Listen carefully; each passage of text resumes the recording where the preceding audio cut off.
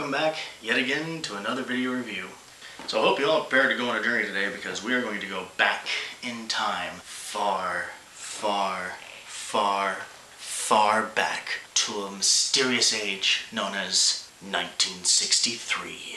We're going to go back to the year 1963 because we're going to talk about one of my absolute favorite horror movies of all time, The Haunting. No, I'm not referring to the remake that came out a few years back and was filled with a bunch of stupid effects and lousy acting and a bunch of nonsensical plot twists. I, of course, am talking about the original picture directed by Robert Wise and starring Julie Harris. Basic rundown of the plot. Eleanor receives an invitation to go spend some time in Hill House, a house which is reportedly haunted. When she arrives there, she is greeted by three other people. These three people have also come to this house, essentially to do a scientific study. The entire point of this visit is to prove, once and for all, that this is in fact a true haunting. So, of course, what do they have to do to prove this? They have to stay in the house and go about their daily business as if nothing is going on. Because, of course, ghosts won't come out if you're actually actively looking for them. You gotta wait and pretend they're not there.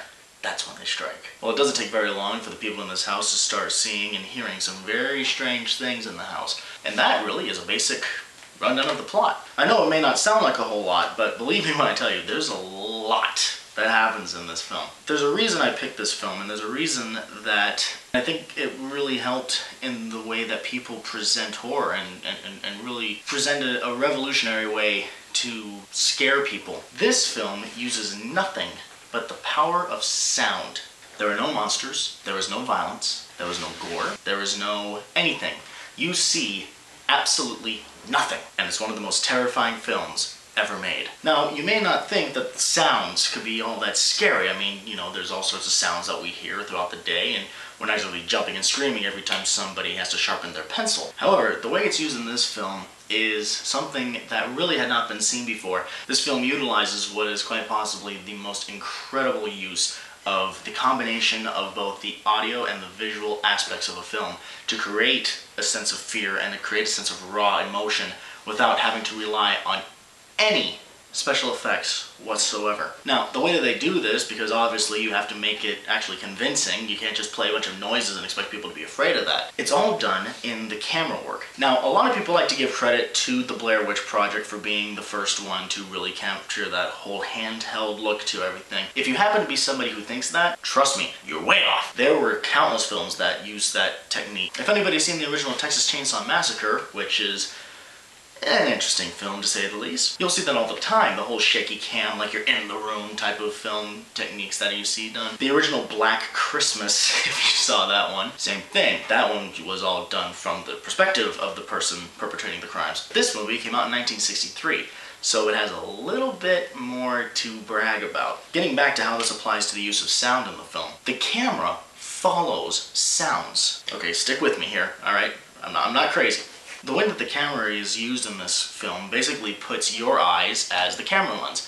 You are watching certain parts of this film basically through the camera itself. It moves as if it were your eye patterns, following a sound as it travels throughout the room. Think about this, you hear a car going by. Well, you may not necessarily just see it as it drives past your house, but you can hear it going from left to right. That same technique is applied here, but on a much more dramatic scale. There's a sense of urgency in the camera work during the more frightening points of the film.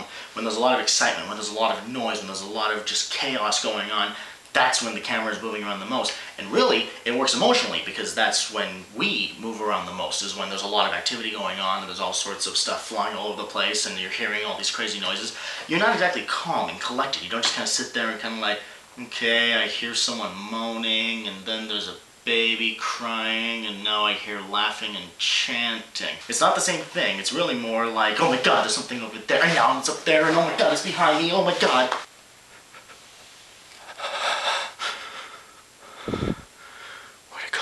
That's how we respond to sound. It's all very dynamic. No one listens to their everyday world just by sitting there and listening to things around them.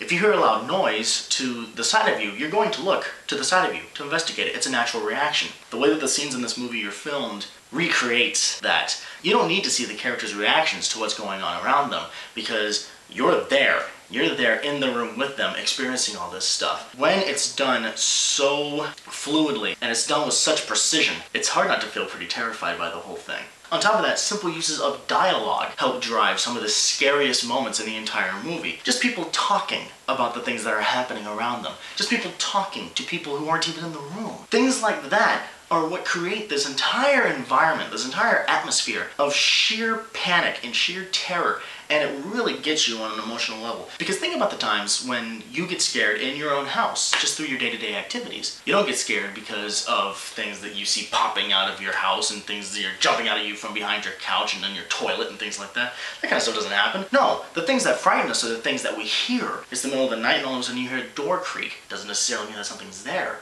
but you don't know, do you? That's where the fear comes. It is the fear of the unknown. The fear of the things that you cannot see. And the scariest movies that have ever been made are the ones that tap into that primal fear of not knowing what it is that's coming after us. There's so many movies, so many of the slasher flicks, where what do you get? You get a guy chasing somebody with a knife or a chainsaw or whatever the case may be, and they're screaming and running, and you're running with them and everything, and it's all crazy and chaos and everything else like that. And that can be scary in some aspects. However, the difference is that you can identify what it is that's coming after you. When you don't know what's coming after you, your mind comes up with things that are much more terrifying than what can actually be there. There have been times when I've been alone in my house and I'll hear strange noises and I'll hear something moving around and I don't know what it is. Oh my God, is someone in my house? Am I being haunted? What's going on? And I open up my door and it's my dog and they want to go outside. Something as simple as that. But the entire time going up to that door and slowly turning that handle, I am freaking out. And that's what this movie is all about. This movie takes the very simple idea of being afraid of things that you cannot see and runs with it. It's the entirety of the film. All the scariest moments that happen in this film are things that you do not witness, but you hear it. So trust me, if you take the time to see this film, and I really hope that you do, it is fantastic. You may think that the saying goes, seeing is believing, but in this film, and in reality, hearing is believing. And in The Haunting, the sense of sound is your worst nightmare.